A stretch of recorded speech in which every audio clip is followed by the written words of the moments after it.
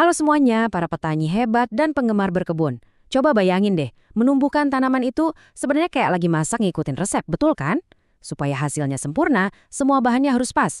Kalau ada satu aja yang kurang, wah bisa gagal total. Nah, di pembahasan kali ini, kita bakal bongkar resep rahasia untuk panen melimpah. Kuncinya ada di 16 unsur hara esensial yang jadi makanan wajib setiap tanaman.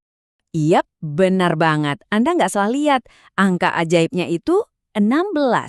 Tepat 16 nutrisi penting yang harus banget didapetin tanaman biar bisa hidup, tumbuh subur, dan tentunya ngasih kita panen yang kita impi-impikan. Nggak lebih, nggak kurang. Dan hebatnya, masing-masing dari ke-16 ini punya tugasnya sendiri-sendiri loh. Oke, sekarang kita bedah ya angka 16 ini. Jadi gini, ke-16 unsur ini bisa kita kelompokin jadi 3 geng utama. Nah, ini bakal jadi peta jalan kita.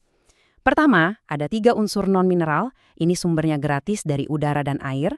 Kedua, ada 6 unsur hara makro, ini yang dibutuhin paling banyak. Dan yang ketiga, 7 unsur hara mikro. Jangan salah ya, walaupun namanya mikro karena dibutuhinnya dikit banget, perannya itu krusial banget. Kita mulai dari yang paling fundamental ya. Kelompok pertama ini ibarat fondasi rumahnya. Inilah yang ngebangun seluruh struktur tanaman. Dan kabar baiknya, alam udah nyediain ini secara cuma-cuma lewat udara dan air. Nah, ini dia trio fondasinya. Karbon, hidrogen, dan oksigen. Mereka ini kayak bata, semen, dan rangkanya. Karbon itu didapat dari udara, lewat proses fotosintesis yang keren itu. Terus, hidrogen sama oksigen, ya jelas dari air. Tahu nggak? 3 unsur ini aja udah nyusun lebih dari 90% berat tanaman loh. Jadi bener-bener kerangka utamanya. Oke, fondasi udah beres. Sekarang kita pindah ke kelompok yang harus disediain dari tanah. Nah, ini dia para pekerja kerasnya, alias unsur hara makro. Kenapa disebut makro? Simple, karena tanaman butuh unsur-unsur ini dalam porsi yang besar, jauh lebih banyak dari kelompok yang akan kita bahas nanti. Yang pertama, dan pastinya paling sering kita dengar adalah nitrogen atau N. Anggap aja nitrogen ini kayak bensin super untuk pertumbuhan daun. Tugas utamanya itu ngebentuk protein dan klorofil. Tahu kan klorofil? Itu zat hijau di daun yang tugasnya nyerap cahaya matahari. Jadi gampangnya gini, nggak ada nitrogen, ya nggak ada daun hijau yang rimbun. Titik. Nah, ini nih, lihat di bedanya. Jelas banget kan? Di kiri, tanaman yang dapat cukup nitrogen itu daunnya hijau pekat, kelihatan sehat banget. Terus lihat yang di kanan. Nah, ini dia gejala klasik kalau tanaman kelaparan nitrogen. Daunnya jadi kuning, biasanya mulai dari daun-daun yang tua di bagian bawah. Plus, tanamannya jadi kerdil. Oke, dari nitrogen kita geser ke fosfor atau P. Kalau tadi nitrogen itu bensinnya, nah fosfor ini ibarat sistem transmisinya yang nyalurin tenaga ke seluruh bagian. Fosfor ini jagoannya dalam urusan transfer energi. Dia yang bantu ubah energi matahari jadi makanan siap saji buat tanaman. Buat apa? Terutama buat numbuhin akar yang kokoh, ngerangsang munculnya bunga, dan pastinya buat bikin buah dan biji. Dan efeknya, wow, kelihatan banget. Tanaman sehat, fosfornya cukup, pasti bunganya banyak, buahnya melimpah. Tapi coba lihat kalau kekurangan. Gejalanya itu khas banget. Daunnya suka ada semburat warna ungu kusam gitu.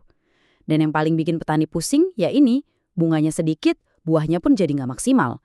Jelas rugi kan? Sekarang unsur makro kunci ketiga, kalium atau K.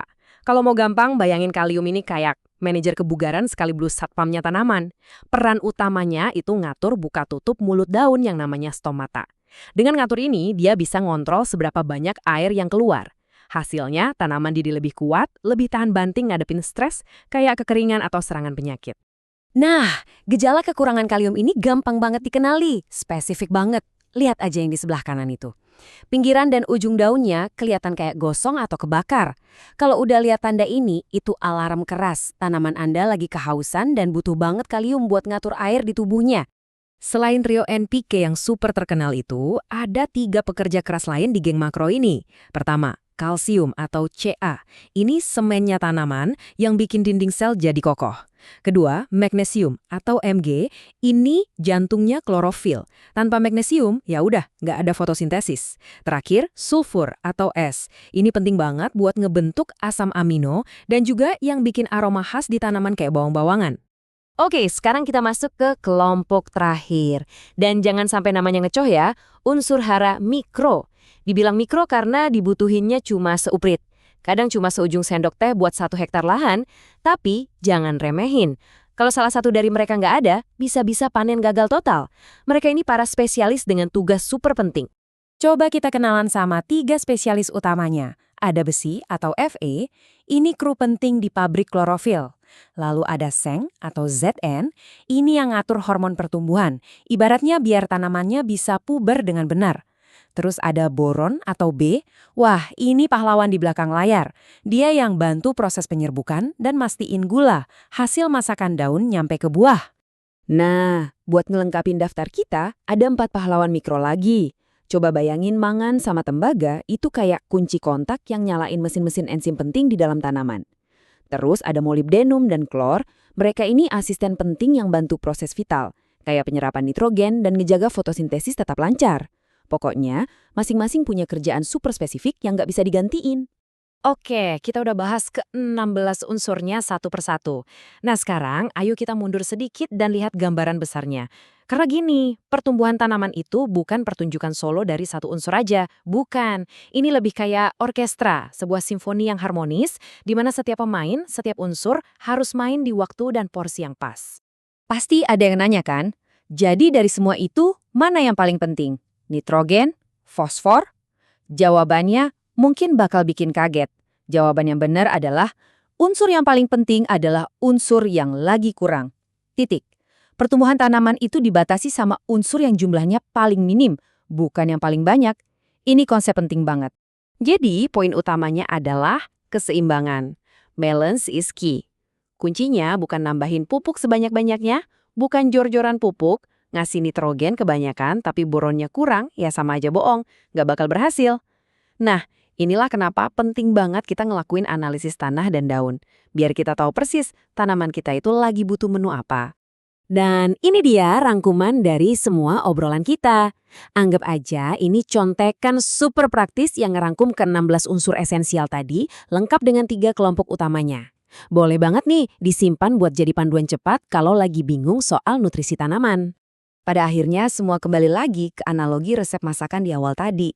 Kalau kita paham semua bahannya, terus kita sediain dalam takaran yang pas, dijamin deh tanaman kita bakal ngasih terima kasih dalam bentuk panen yang luar biasa. Jadi pertanyaannya sekarang, udah siap jadi koki andalan di kebun atau sawah Anda sendiri?